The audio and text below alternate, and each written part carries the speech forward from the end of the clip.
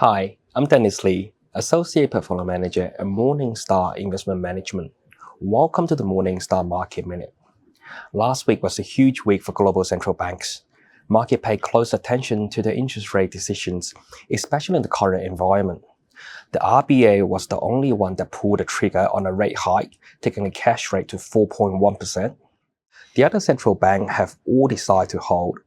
But if we look under the hood, expectation for rate cut this year has been scaled back, and even at the Fed, the possibility of a rate hike was discussed.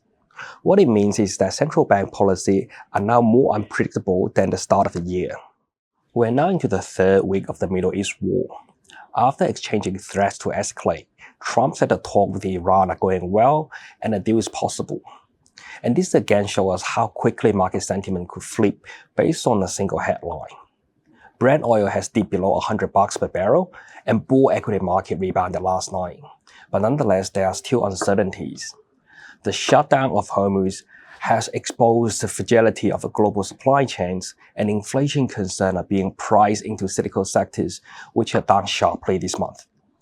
The ripple effects are showing up in the bond market too. Australia 10-year bond yield is above 5%, and at this level, government bonds are starting to look more attractive. Australian and major Asian share markets are recovering after a terrible month. Both Japan and Korea have a strong dependency on oil imports, so high oil prices have sent the yen and the won lower this year. In China, both onshore and Hong Kong markets were also down last week.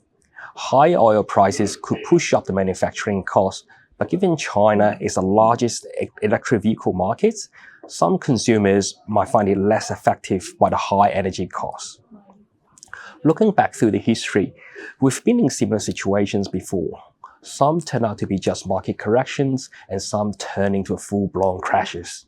The difficult part for investors is telling whether we are at the beginning or at the end of a decline.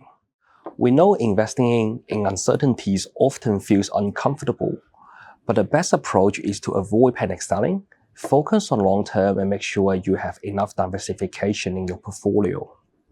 That's all for this week, and we'll see you next time. Any advice in this video is general advice prepared by Morningstar without reference to your objectives, financial situation, or needs. You should consider the advice in light of these matters and any relevant product disclosure statement before making any decision to invest.